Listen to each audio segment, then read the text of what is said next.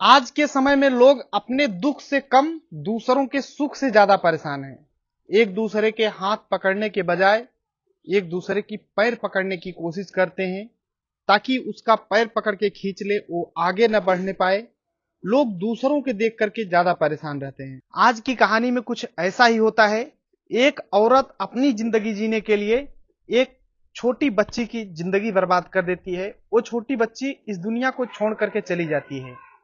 जब इस पूरी घटना का खुलासा पुलिस करती है तो वाकई में जब लोग सुनते हैं तो सभी के होश उड़ जाते हैं। सब सोचने के लिए मजबूर हो जाते हैं कि इस दुनिया में इस तरीके के भी लोग होते हैं। इस कहानी में के बारे में मैं पूरा डिटेल बताऊंगा, ए टू जेड। बस वीडियो को लास्ट तक बने रहो और देखते रहो। नमस्कार दोस्तों, मैं विजय शंकर पाल। इस वीडियो को लाइक करना, चैनल को सब्सक्राइब करना, हमें इंस्टाग्राम पे फॉलो करना, लिंक डिस्क्रिप्शन मिल जाएगा। आज की जो सच्ची घटना सुनाने जा रहा हूं यह है छत्तीसगढ़ प्रदेश में रायपुर जिला लगता है। यहीं पर मनी एक थाना लगता है। इसी थाने के अंतर्गत एक टेमरी गांव पड़ता है।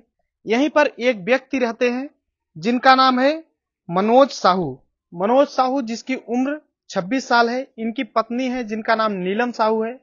अभी नई नई शादी हुई थी। सब कुछ सही चल रहा था। दोनों खुशहाल तरीके से रहते थे। जैसे ही थोड़ा टाइम बीतता है एक बेटी होती है। और जो मनोज साहू है ये सब्जी उगाते हैं और मार्केट में ले जाकर के बेचते हैं। इसी तरीके से इनका जीवन का गुजर बसर होता है। बेटी को 1 साल होता है जन्म लिए। घर में खुशियां थी, कोई दिक्कत नहीं था। सब कुछ सही तरीके से चल रहा था। सब्जी बेचते हैं, घर का खर्च चलाते हैं मनोज साहू। नीलम साहू जो हैं घर पे गृहिणी का काम करती हैं, घर का काम धाम करती हैं।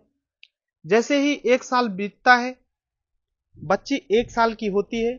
उस बच्ची का नाम गीतांजलि साहू रखते हैं जिसकी उम्र 1 साल हो जाती है। जैसे ही 1 साल बीतता है एक टाइम आता है 21 अप्रैल 2020। उस दिन मनोज साहू सुबह सुबह निकलते हैं सब्जी लेकर के। अपने पत्नी नीलम से बोलते हैं कि बच्ची का अच्छे से ख्याल करना, मैं जा रहा हूं सब्जी बेचने, शाम तक आऊंगा। और नीलम बोलती है ठीक है। अब मनोज साहू चले जाते हैं घर से। नीलम साहू घर पे होती हैं, घर का काम धाम करती हैं, खाना बनाती हैं, हर एक चीज। उसके बाद जैसे ही दिन के 11 बजते हैं वो नहाने के लिए जाती हैं। अपने बच्चे को दूध पिलाती हैं, उसे सुला करके उसकी बच्ची जो थी गीतांजलि वो सोने लगती है।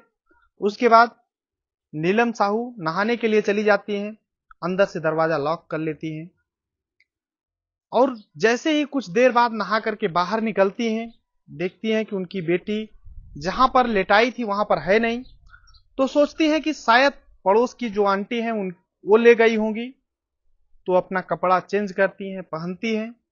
उसके बाद पड़ोस की आंटी के पास जाती हैं, बोलती हैं कि मेरी गीतांजलि यहाँ पर है क्या, दीजिए। तो बोलती है नहीं, मेरे पास तो नहीं आई है। अब नीलम साहू थोड़ा परेशान होती है। वो अगल बगल ढूंढना शुरू कर देती है कि मेरी बेटी 1 साल की कहाँ गई। अब पड़ोसियों से सभी जगह पूछते हैं लेकिन कुछ भी पता नहीं चलता। थोड़ा टाइम बीतता है और जगह पता करने की कोशिश करते हैं लेकिन उस 1 साल की बच्ची की कहीं भी कोई रता पता नहीं चलता है। अब नीलम साहू परेशान होती हैं और मनोज साहू यानी अपने पति के पास तुरंत फोन मिला देती है। बोलती हैं कि जो मेरी बेटी है उसका कहीं पता नहीं चल रहा है, आ जाइए घर पे। अब मनोज साहू जैसे ही सुनते हैं अपना दुकान बंद करते हैं, तुरंत घर पे आ जाते हैं और अगल बगल पता करने की कोशिश करने लगते हैं लेकिन कहीं भी पता नहीं चल रहा था। अब हर एक जगह ढूंढा जाता है जैसे कोई सुई गिर गई हो। हर एक जगह, छोटी से छोटी जगह पे अपनी बेटी को खोजने का तलाश करने की कोशिश करते हैं। कहते हैं ना, माँ बाप ऐसे होते हैं जो कि अपने बच्चों को अपने जिगर से ज्यादा मानते हैं। तो वो लोग ढूंढते हैं हर जगह लेकिन कहीं भी रता पता नहीं चल रहा था। थोड़ा टाइम और बीतता है।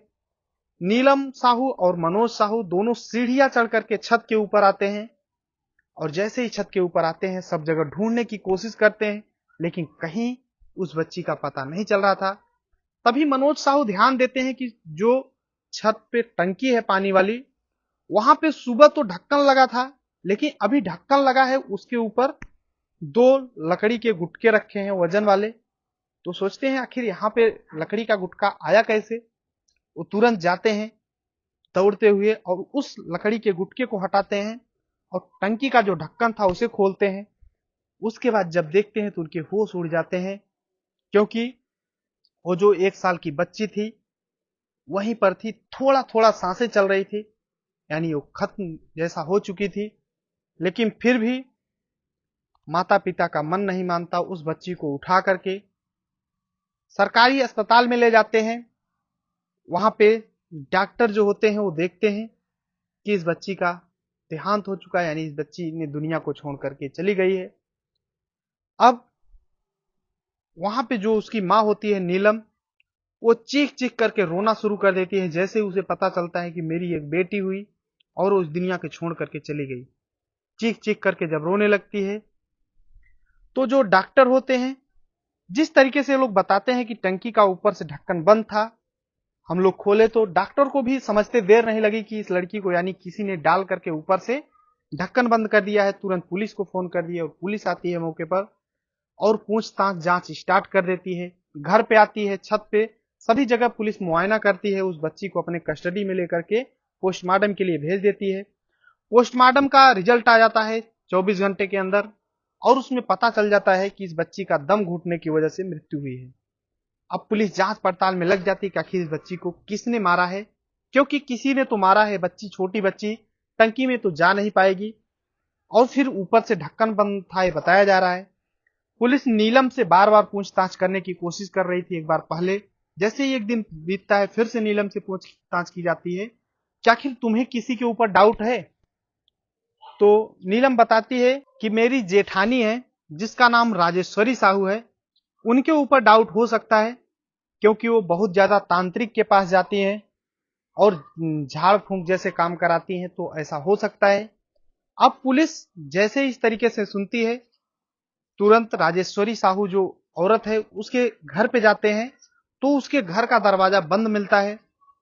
जब इस तरीके से होता है तो पुलिस को डाउट हो जाता है कि शायद इसने कुछ किया है, तभी ये दरवाजा बंद करके। वहां के लोग भी बताते हैं कि एक दिन पहले थी, जैसे ही ये काम हुआ इस बच्ची की मृत्यु हुई, औरत यहाँ पर है नहीं। अब पुलिस राजेश्वरी साहू के बारे में पता करने की कोशिश करती है, काफी दौड़ धूप करती है। उसके बाद राजेश्वरी साहू जो है ये पुलिस के गिरफ्त में आ जाती है। पुलिस उसे थाने ले जाती है, राजेश्वरी साहू से पूछताछ स्टार्ट कर देती है। राजेश्वरी साहू जो है बेहद खूबसूरत 29 साल की महिला है। देखने में इतनी खूबसूरत कि उसके चर्चे गांव में अगल बगल हुआ करते हैं कि वो वाकई में कितनी खूबसूरत है। लेकिन उसे कमी थी तो एक बच्चे की। उसके शादी के 4 साल बीत चुके थे लेकिन घर में एक भी संतान नहीं। लेकिन उसकी और उसके देवर मनोज से, यानी उसकी देवरानी नीलम से बनती बिल्कुल भी नहीं थी। दोनों में अक्सर झगड़े हुआ करते थे और दोनों अलग अलग कमरे में, अलग अलग मकान में रहते थे, दूर मकान ले लिए थे। लेकिन जो राजेश्वरी साहू थी, इसका पति जो था राजेश्वरी साहू के कहने में चलता था। जो राजेश्वरी साहू बोलती थी उसका पति वही करता था, क्योंकि राजेश्वरी थी ही इतनी खूबसूरत कि उसका पति उसके हर एक बात को मानता है। राजेश्वरी साहू को जलन थी कि मेरी जो देवरानी है इसकी शादी हुए सिर्फ 2 साल हुए और इसको बेटी पैदा हुई और मेरी शादी 4 साल के हो गए, लेकिन आज तक एक भी अभी संतान नहीं हुआ। वो हर एक जगह हर वैद्य के पास जाती है जहां भी झाड़ फूंक होता है, हर एक हॉस्पिटल में जाती है अपना इलाज कराने, लेकिन कहीं भी कुछ भी उपचार नहीं समझ में आता।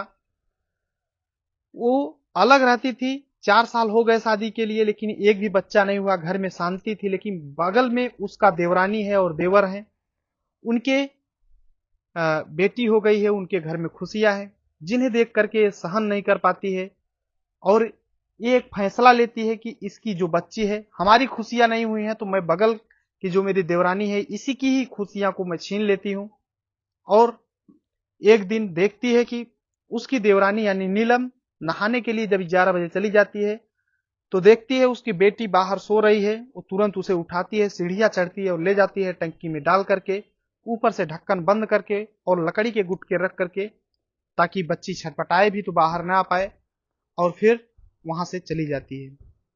अब पुलिस जब इसकी बात सुनती है तो वाकई में चौंक जाती है कि एक महिला, उसके तो जो भी दुख है लेकिन दूसरे के सुख को देख करके परेशान है।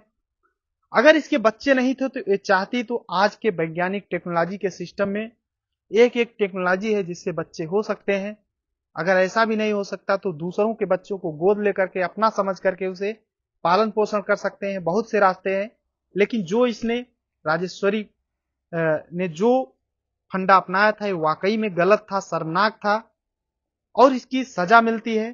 पुलिस इसे धारा 302 के तहत मुकदमा दर्ज करके जेल के हवाले कर देती है। आज के डेट में जेल के सलाखों के पीछे है। ये पूरी घटना सुनाने का उद्देश्य किसी को परेशान करना है, दुख पहुंचाना नहीं है, बल्कि आप सभी को जागरूक करना है। आप जहां भी रहें अपना और अपनों का ख्याल रखें। बाकी इस पूरी जो कहानी है अगर आप लोग शुरू से लास्ट तक सुने हो तो अपना कमेंट बॉक्स में जरूर दें, अपनी राय दें कि जो भी हुआ, क्या सही क्या गलत, आप लोग कमेंट जरूर करना। बाकी इस चैनल को सब्सक्राइब करिए, थोड़ा छोटा चैनल है तो आप लोग सपोर्ट करिए ऐसी ही कहानी सुनने के लिए। बाकी मिलते हैं नेक्स्ट वीडियो में, तब तक के लिए जय हिंद, वंदे मातरम।